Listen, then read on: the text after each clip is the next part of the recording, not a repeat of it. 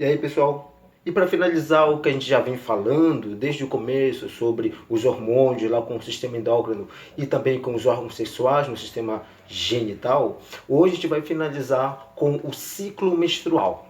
Mas aí você vai falar: Ah, professor, mas eu não preciso aprender, eu sou homem, né? Homem não menstrua. Precisa sim. precisa para você entender como é que ocorre o ciclo menstrual nas meninas e quais são os efeitos que ele vai ter no corpo delas e principalmente no humor que elas vão ter. Querendo ou não, os hormônios, eles são agentes que são capazes de alterar o nosso humor. Né? E no caso das meninas, como existe uma ascensão e queda desses hormônios, isso vai alterar o humor delas, como também diversos efeitos fisiológicos que elas vão sentir no corpo. Então é importante você entender isso para não sair falando bobagem, né? Vamos começar falando da produção dos gametas femininos, que seriam os ovócitos, né? A gente fala de óvulo, mas não é o termo mais correto. O termo correto é ovócito. Tá? Então, os ovócitos, a mulher começa a produzir os seus gametas ainda na fase intrauterina, ou seja, ela ainda está dentro da barriga da mãe, mas já está produzindo os seus gametas. Mas como é que isso ocorre? Isso ocorre lá pelo 4º mês de gravidez. Então, quando a menina está com 4 meses ainda dentro da barriga da mãe, já começa a haver a produção dos seus gametas, das suas células reprodutoras. E essa produção ela vai se dar até mais ou menos o 9º mês. Quando ocorrer o 9º mês, então ela vai nascer, essa produção ela cessa, ela termina, ela paralisa. Tá? E isso significa que a mulher ela vai ter durante a vida dela um número limitado de gametas. Diferente do homem, que o homem ele vai ter uma produção durante a vida inteira e ele vai estar produzindo durante a sua vida inteira, todos os dias, toda hora, todo momento. A mulher não, ela produziu nesse período e esse número que ela produziu durante esse período, do 4º ao mais ou menos o 9º mês, é um período que ela produz uma quantidade limitada de gametas. Tá? Quando ela entrar na puberdade, lá pelos 10, 11, 12 anos ou até mais, tá? Esses gametas que já foram produzidos na fase intrauterina, eles vão apenas amadurecer. E vão amadurecer pelo efeito dos hormônios que ela vai produzir quando ela entrar na adolescência, quando ela entrar na sua fase fértil. Tá? E que hormônios seriam esses? É o que a gente vai ver como eles atuam. O FSH, o LH, o estrógeno ou estrogênio e a progesterona. O ciclo menstrual ele é dividido em 3 fases. A fase menstrual, que vai do 1º ao 5º dia do ciclo. A fase pré-ovulatória, que vai do 6º ao 13º dia do ciclo. E a fase pós-ovulatória, que vai do 14º ao 28º dia do ciclo. Considerando que a maioria das mulheres vão ter um ciclo de 28 dias. Esse é o normal, né? O normal não, mas o comum do ciclo, duração do ciclo menstrual das mulheres, de 28 dias. Ah, professor, mas pode acontecer, por exemplo, dela ter um ciclo mais curto ou mais longo? Pode, e isso também é normal. Algumas mulheres têm um ciclo menor do que 28 dias, pode ter 25 ou até 20 dias o ciclo delas, e outras mulheres podem ter um ciclo um pouco mais longo, né? Um ciclo de 30, de 35, algumas até chegando a 40 dias o ciclo. Tá? Então, significa que o ciclo ele varia de mulher para mulher, mas no geral nós adotamos como sendo um ciclo de 28 dias. Então vamos começar com a primeira fase, que é a fase menstrual. Então essa fase ela vai do 1º dia do ciclo ao 5º dia. Quando é o 1º dia do ciclo? É quando a mulher menstrua. Ela menstruou, ela teve um fluxo e naquele dia a gente começa a contar o ciclo menstrual dela, aquele é o 1º dia do ciclo, a contagem começa aí, tá? E a menstruação dela, ela vai durar mais ou menos 5 dias, pode durar 3, pode durar 5, mas mais ou menos 5 dias, esse é o período da primeira fase, que é a fase menstrual. O que é a menstruação? O que caracteriza a menstruação? Lembra que eu falei que a parte interna do útero, ela é recoberta por um tecido, uma camada chamada de endométrio. Então, todo mês, esse endométrio, as células presentes nele vão se proliferar e junto com elas vai haver o aumento de vasos sanguíneos, tá? E logo depois, se não houver fecundação, essa camada interna do útero, que é o endométrio, vai descamar e vai cair. Ao descamar e cair, vai se romper vasos sanguíneos e vai vir junto o quê? Sangue. Isso caracteriza a menstruação. Então é isso que acontece na primeira fase do ciclo menstrual, do 1º ao 5º dia. A segunda fase, a fase pré-ovulatória. Essa fase, como eu falei, ela vai mais ou menos do 6º ao 13º dia do ciclo. Pode variar em algumas mulheres, pode variar entre algumas mulheres, tá? Então, essa fase, ela se caracteriza pelo quê? Os ovários, eles vão começar a produzir um hormônio, que é o estrógeno.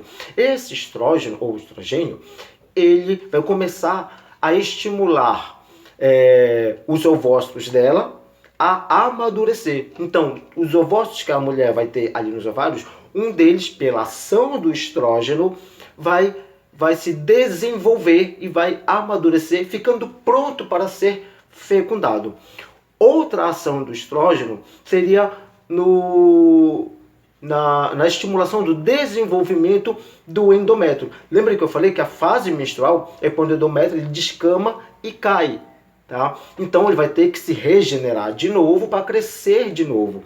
Então quem vai fazer isso é o estrogênio na segunda fase do ciclo menstrual. Então o estrogênio vai atuar lá no endométrio, vai fazer que as células comecem a se proliferar, vai haver a proliferação, a multiplicação de células no endométrio, ele começa a crescer e junto com esse crescimento e proliferação das células, vem também os vasos sanguíneos, já que se as células estão se multiplicando, tem que haver sangue ali para trazer nutrientes para alimentar essas células. Então há também a ocorrência de vascularização, ou seja, começa a haver o aumento de vasos sanguíneos nesse endométrio. Isso vai caracterizar a segunda fase do ciclo menstrual, que é a fase pré-ovulatória. No 14º dia do ciclo, ocorre um fenômeno chamado de ovulação, que é justamente esse ovócito que amadureceu pela ação do FSH, ele vai ser lançado do ovário e vai ser captado pela tuba uterina, tá?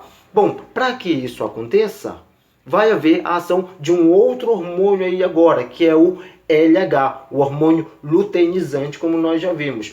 O LH, que é o hormônio luteinizante, que é secretado pela hipófise, que é essa glândula que fica aqui na base do cérebro, ela vai secretar, ela vai lançar o LH e ele, pela corrente sanguínea, vai chegar até os ovários e lá, nesses ovários, aquele ovócito que ficou maduro pela ação do FSH vai ser agora liberado do ovário. Esse fenômeno é chamado de ovulação, né? E quem estimula isso é o LH, tá? Então, isso é ovulação. Ela ocorre geralmente lá no 14º dia do ciclo menstrual, ou seja, na metade do ciclo. De um ciclo de 28 dias, ocorre no 14º. E chegamos então à última fase, que é a fase pós-ovulatória, que ela vai do 15º ao 28º dia do ciclo menstrual. Ali, nessa fase, os ovários começam a produzir um outro hormônio agora, que é a progesterona. Esse hormônio, a progesterona, ele vai continuar atuando também ali no desenvolvimento do endométrio, para que ele fique bem grande, e também vai promover a manutenção, vai segurar esse endométrio lá no útero. Para quê? Ele vai desenvolver, ela vai segurar ali para ele não cair, né? Para quê? Para que esse endométrio ele possa abrigar um futuro embrião. Caso esse ovócito que foi lançado no 14º dia do ciclo, ou seja, houve ovulação ali, ele sofra, acabe havendo uma fecundação, vai se formar ali um zigoto, esse zigoto vai sofrer mitoses sucessivas, ou seja, vai se dividir, um zigoto se divide em 2, esse 2 em 4, esse 4 em 8, 16, 32, assim por diante, vai formar uma bola de células.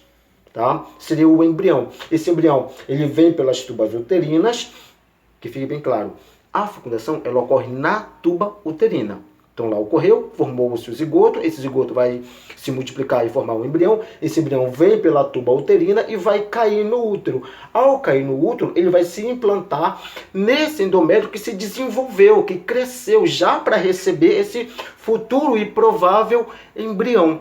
Né? Se desenvolveu pela ação de quem? Do FSH e da progesterona também. Bom, caso não ocorra fecundação, o que vai acontecer?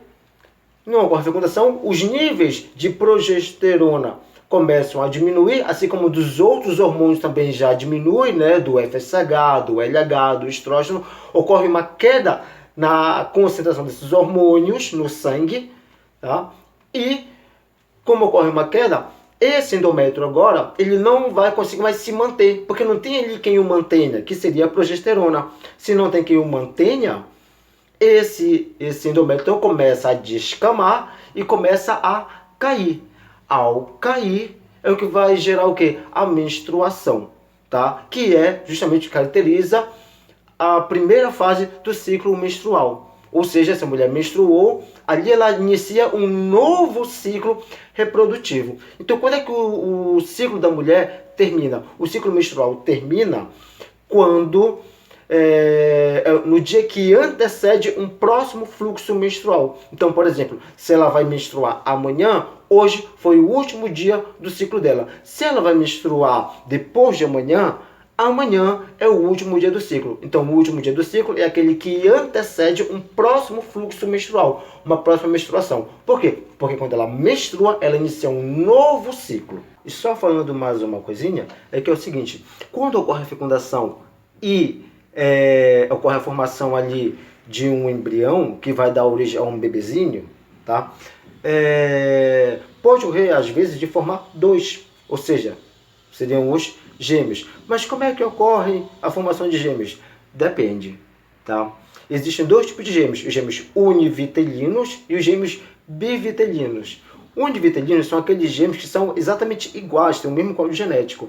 É quando, por exemplo, gêmeos univitelinos, um espermatozoide fecundou um óvulo, gerou um zigoto, esse zigoto vai se multiplicar e vai dar origem a um embrião.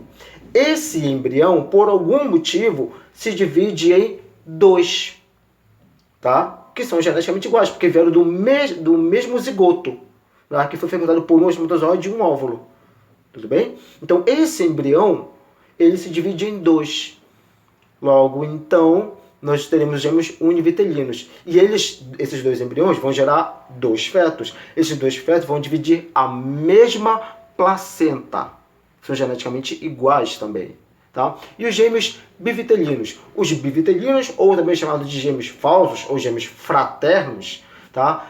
É quando dois óvulos são fecundados por dois espermatozoides diferentes. Então, por exemplo, uma mulher, ela ovulou, liberou um ovócito, e esse ovócito foi fecundado por um espermatozoide.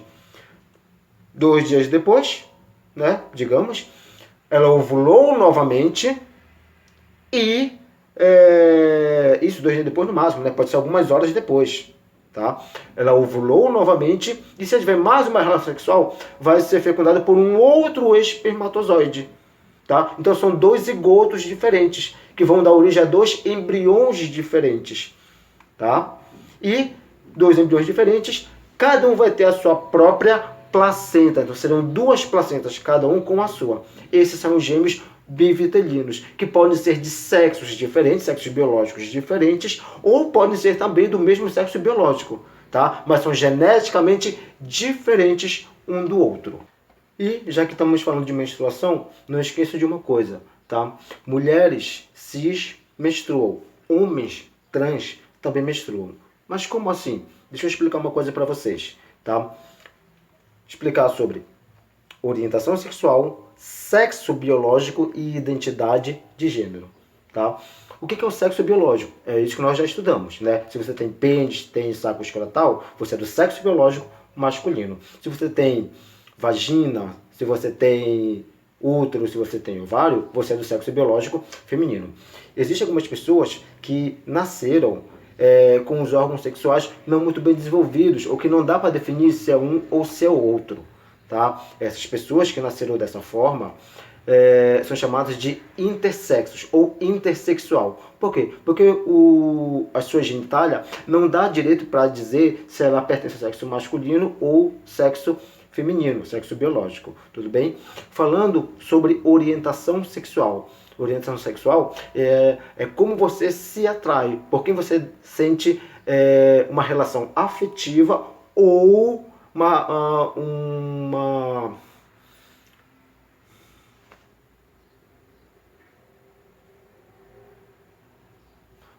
uma atração sexual. No caso, se você é homem e sente atração sexual por uma mulher, logo então você é uma pessoa heterossexual. Um homem sente atração por uma mulher sente atração por um homem, por um sexo diferente do dela. Então você é classificado como heterossexual. Se você é um homem e sente atração por um outro homem, ou se você é uma mulher e sente atração por uma outra mulher, então você é classificado como homossexual. Se você é um homem e sente atração tanto por homem como por mulher, ou mulher e sente atração pelos dois, então você é classificado como bissexual. Isso nós chamamos de orientação sexual, tá?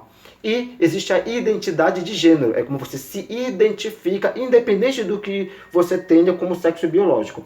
Então, existem duas classificações de identidade de gênero. Então, nós temos cis e trans. O que é uma pessoa cis? É quando a sua identidade de gênero ela condiz com o seu órgão sexual. Então, por exemplo, eu sou homem, eu pertenço ao sexo biológico masculino e me identifico como homem também. Então, logo, eu sou um homem cis. Eu tenho órgão sexual feminino e também me vejo como uma mulher. Então, eu sou uma mulher cis. Agora, se eu tenho órgão sexual masculino, mas eu não me vejo assim, eu me vejo como mulher. Então, se eu me vejo como uma mulher, eu sou uma mulher trans. Ou, se eu sou uma mulher, tenho órgão sexual feminino, mas eu me vejo como um homem, então, logo, eu sou um homem trans. Então, logo, o que vai determinar numa identidade de gênero é como você se enxerga. Como você se enxerga, se identifica com o seu órgão sexual, você é classificado como cis. Se não condiz, então você é classificado como trans. Tudo bem? Então, logo, os homens trans, tá, que são aquelas pessoas que têm um órgão sexual feminino, têm um sexo biológico feminino, mas se identificam como homens, se enxergam como homens, são homens trans. Mas se tem os órgãos sexuais que pertencem ao sexo biológico feminino, vai ter útero, vai ter vagina, vai ter ovário e logo então vai menstruar. Então, homens trans vão menstruar, mulheres cis também vão menstruar. E se homens trans vão menstruar, significa que também tem que ser dada a atenção para esse tipo de pessoa, tá? Então, por que eu estou falando isso? Tá? Porque o que é importante é que esse tipo de pessoa, ele existe, está aí presente em nossa sociedade e, como qualquer outro tipo de pessoa, merece respeito, tá? Os homens trans, as mulheres trans, os homens cis, os homossexuais, lésbicas, gays, bissexuais também, todos nós somos seres humanos e merecemos respeito, tá? Você pode não concordar, é o seu direito, mas a sua obrigação é respeitá-los. Beleza? Então, a gente vai ficando por aqui, beleza? A gente se vê na próxima. Tchau, tchau!